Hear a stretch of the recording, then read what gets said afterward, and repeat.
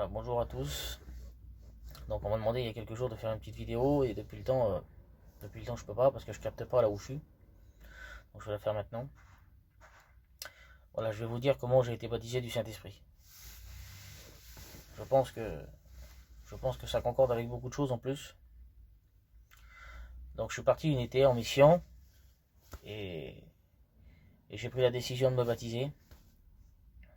Donc ça va faire bientôt 6 ans. Et quand je suis revenu, je coupe un peu au cours, quand je suis revenu, j'ai eu la chance de travailler dans une église, une nouvelle église qui était tout neuf, en région parisienne vers nous. Et à ce moment-là, j'ai travaillé pour le Seigneur et puis je découvrais beaucoup de choses dans la vie chrétienne. J'avais à peine un petit mois, un mois et demi de baptême. Et de travailler tout de suite comme ça dans une église, c'est une bénédiction terrible. Et à ce moment-là, j'ai découvert beaucoup de choses. Et puis j'ai compris après avec le temps qu'un chrétien, normalement, doit être baptisé du Saint-Esprit. Puis j'ai commencé à comprendre un peu plus la Bible, à m'approcher plus. Et qu'il fallait inspirer aux dons les meilleurs. J'ai demandé le baptême du Saint-Esprit pendant une hiver complète, pendant 3 mois. Je l'ai demandé dans tous les jours. Tous les jours dans les prières, tous les jours je le demandais. Puis au bout d'un mois, ça commençait à faire long. Vous savez comment on a toujours pas de patience. C'est toujours, quand on veut quelque chose, on le veut tout de suite. Quand on est jeune chrétien surtout. Après, avec le temps, j'ai compris beaucoup de choses. Voilà, ça fait pas si longtemps que ça, mais j'ai compris des choses. J'ai compris des choses, avec le temps, on comprend. Et, et au bout de 3 mois, je me suis découragé. Je me suis découragé, et chose que j'aurais pas dû faire. Je le dis parce que je me suis découragé, le témoignage là. J'ai demandé quelque chose au Seigneur et puis je voyais que le Seigneur me le donnait pas. Alors je dis, ben, je laisse tomber. Voilà. Je ne le demanderai plus. Et le temps a passé, le printemps est venu, je suis parti en mission comme tous les ans.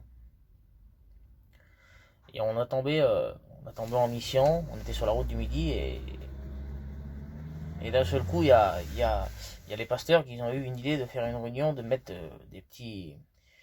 de passer dans les campings, dans tous les foyers, et chaque personne mettait son besoin sur un petit papier. Et puis personne ne voyait, puis arrivé en haut de l'estrade, il n'y avait pas de nom de cité, il n'y avait rien, et il lisait les papiers, puis qu'est-ce que tu as besoin dans ton foyer? C'était la prière, l'autre c'était la patience. Moi j'avais demandé de la patience ce jour-là, parce que j'avais plus dans l'idée d'être baptisé du Saint-Esprit. Ça m'avait sorti de la tête, c'était, voilà. Et j'avais demandé de la patience. Et puis la réunion s'est déroulée, et la réunion ça a été un succès terrible. Ça a été vraiment, Seigneur, c'était vraiment une grande réunion. C'était quelque chose, le Seigneur a vraiment béni ce jour-là. Et ce qui s'est passé, c'est j'étais dans un moment de découragement. Ça a venu sur moi un petit peu avant la réunion, dans la journée. Ça a été un peu loin, ça a été compliqué un petit peu.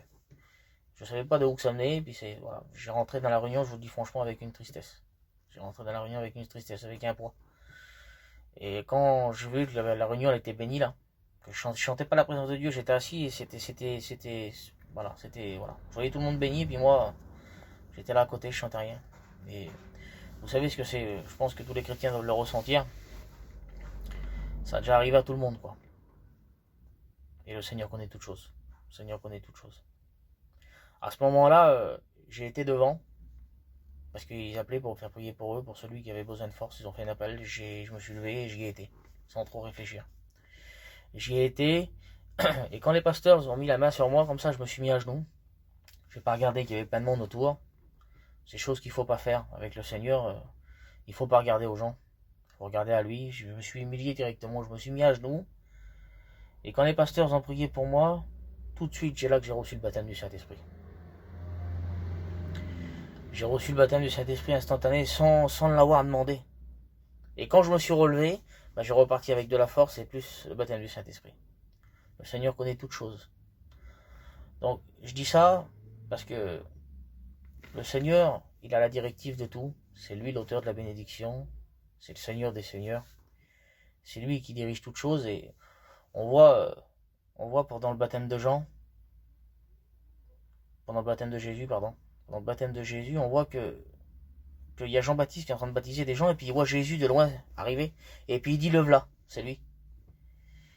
Il dit, c'est l'agneau qui ôte le péché du monde. Il dit, moi je vous baptise d'eau, mais lui il vous baptisera du Saint-Esprit. Et on voit que c'est Jésus qui baptise de Saint-Esprit à ce moment-là. Là maintenant, au jour d'aujourd'hui, je l'ai compris, mais je l'ai compris comment? Je l'ai compris avec le temps. Donc si jamais il y a quelqu'un qui a un besoin, qui a quelque chose, même que c'est pas le baptême du Saint-Esprit, que c'est autre chose, le Seigneur donne tout ce qu'on lui demande, mais dans son temps à lui, parce que c'est lui qui décide. C'est l'auteur de la bénédiction. Il faut pas l'oublier, parce que nous on veut tout de suite. J'ai été comme ça aussi moi, et puis bien sûr, il y a des moments que je suis encore comme ça. Mais avec le temps, on comprend que c'est lui qui donne, et c'est lui qui fait ce qu'il veut. Voilà. Donc que Dieu vous bénisse sur ce petit mot. J'espère que j'ai pas été trop long. Voilà, que Dieu vous bénisse.